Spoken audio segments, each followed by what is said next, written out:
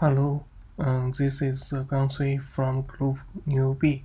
Firstly, I will introduce how do we design our project. Firstly, we need to understand that in order to access the Y-Finance API, we need to know the stock market symbols for the relevant companies. To achieve this, we need to create a database of these symbols, which will enable us to retrieve financial information for these companies and establish the database. To start with, we have gathered a list of the stock symbols for all public trade North American companies from the internet. I'll show you the Excel. Okay. This is all the symbols of the companies. There are over 7,000 companies list which can serve as our initial exploration options. We will use these symbols to retrieve financial data for the corresponding companies. Then, after creating the database, we need to use the Python script to demonstrate how to do this. Firstly, we import the Excel file. Then we iterate through each symbol to retrieve the financial data for the corresponding company. However, since there might be errors during the retrieval process, we use the try except method to handle them. Finally, we store them in an Excel file. Let me show you. Okay, this is a symbol. This is an example for the data we collect from the Y-Finance API. It includes a time series data which collect its close price and the corresponding date. That's my. Hi, so what I basically did for this lab, the first one is about the data storage. As you can see here in the main function, first I let the user to input their portfolio name, and the next one I asked them to input the symbol for their desired stocks inside this portfolio. And I asked them to input the weights they wanted for each of the stocks as well, because this is useful for our metrics called the storage function. For the storage function itself, I would check if the user typed in the true symbol using this file created by my partner, because in this file generated, it actually stores all the response by this API. What's next? I would download the data and print out the null analysis. So for the null value, I would replace it with the mean value of the not null value before it and after it. And next would be the change data calculated by the close data, because we need this one for our metrics. Our metrics include the return, standard deviation, return mean, and the Sharpe ratio. And for the final data storage, I would store actually 3 files for each of the portfolio. In this file, we're storing all the stock names inside this portfolio. And I use this append method in case people want to do some edits in their portfolio.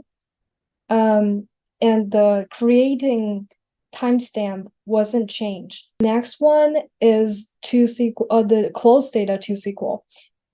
That is, I'm sending the real historical data given from the API. And also the metrics data.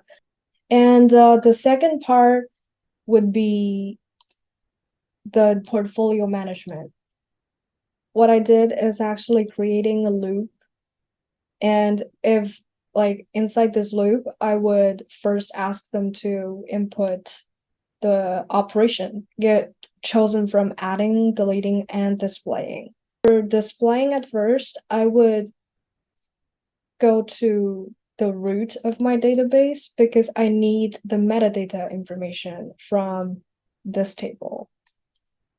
So I can append the portfolio name and the creation time for the certain portfolio and print them out.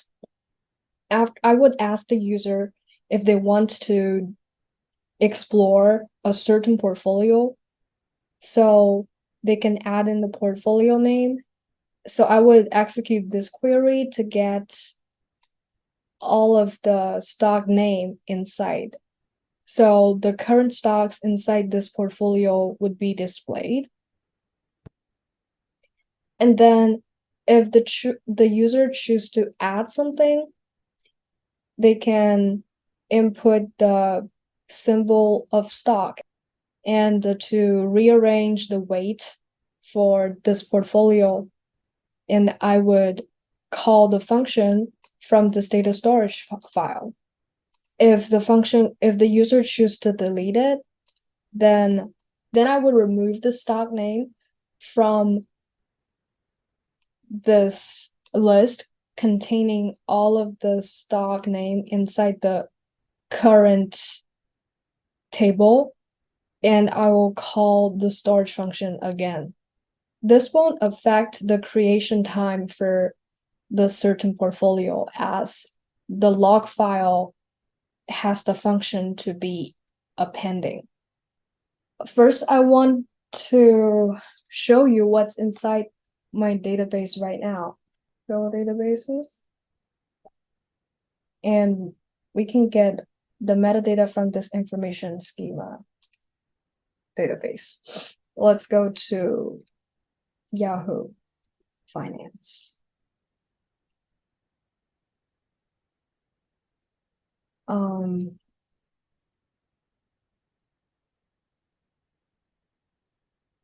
I've actually created two portfolios the other day, so you can see there are 6 tables here. So first indicate I want to display. You can see that this is the portfolio name and this is the timestamp.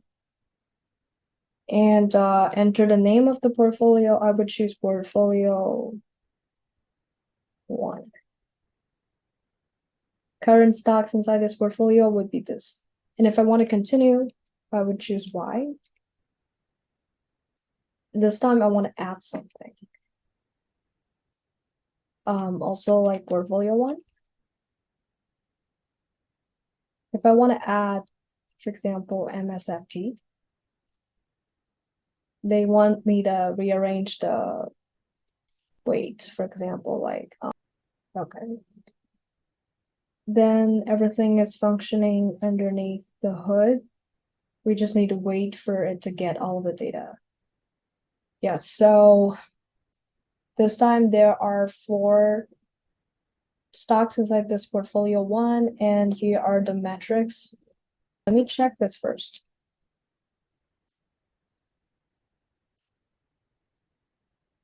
I would want to use portfolio 1. This time there are 4. If I want to like delete the one that I just added in,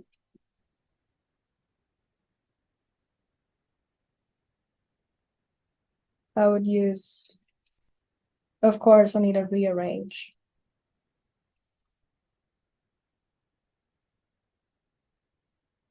Okay, it's gone. So yeah, that would be the functional side. And for data storage, for example, if I want to create a new portfolio, for example, portfolio 3, IBM Meta, and 0.4, 0.6. So this time a new portfolio is created. I can always use like other names without portfolio, for example. So this name is favorite, and I would use Walmart. Google 0.5, 0.5. Yeah, so all of them are stored. Let us check what's inside our portfolio now. Display. You can see that these two, favorite and portfolio 3, were created by today. And the portfolio 1 and 2, their timestamp hasn't changed from what we saw previously. And also, even if we did some edits to the portfolio 1, the timestamp was still from yesterday. So um, that's what how the management works. Now, if I want to take a look, yeah, there's current stocks. And I think this is it. Thank you. Hello, this is Libang. Nice to meet you virtually. Let me share my screen very quick. All right. So my job is to do part 3. So we are trying to say if there are any relationship between price for gold and the price of stock. So we can think of it like this: if price of gold goes up, does the stock price go down, and vice versa? So we could have a hint that when the gold price arise, stock uh, price might fall, and the other wrong. uh, so in order to that, we first takes a look at the data. Uh, so let me say to the desktop and CD. Yes,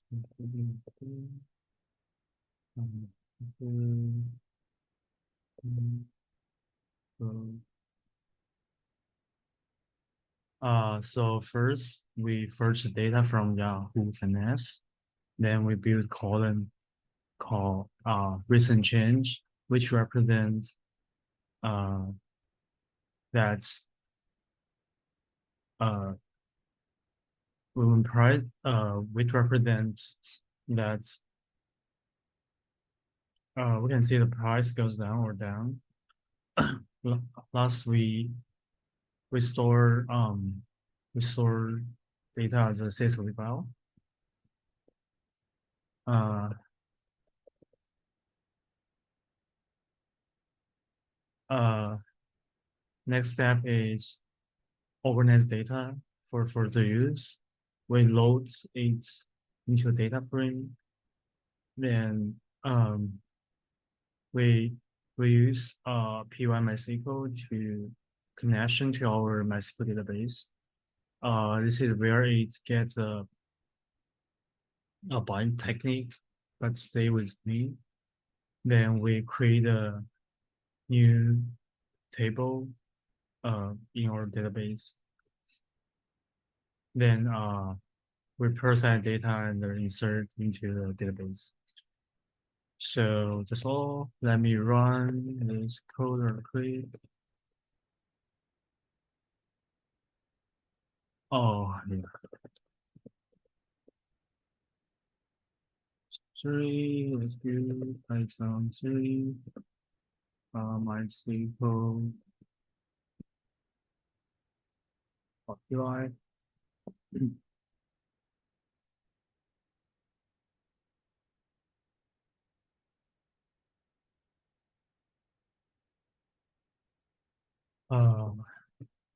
CD, let's do MySQL,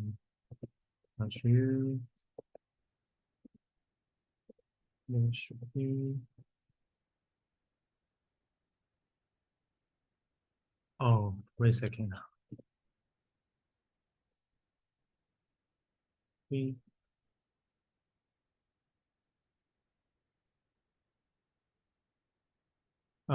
let's show database. Use go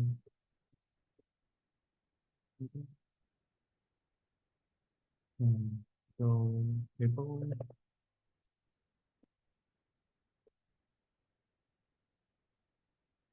Oh yeah, so we can see that the table that we create table successfully.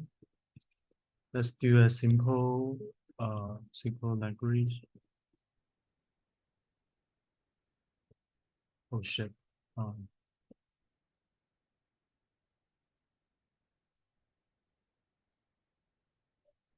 oh, wait a second, wait a second.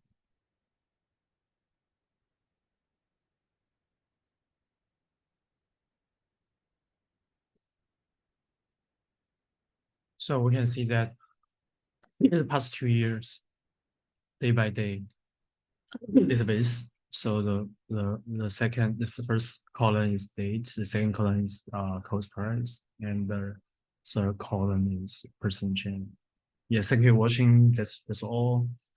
So uh yeah. Yeah, that's all.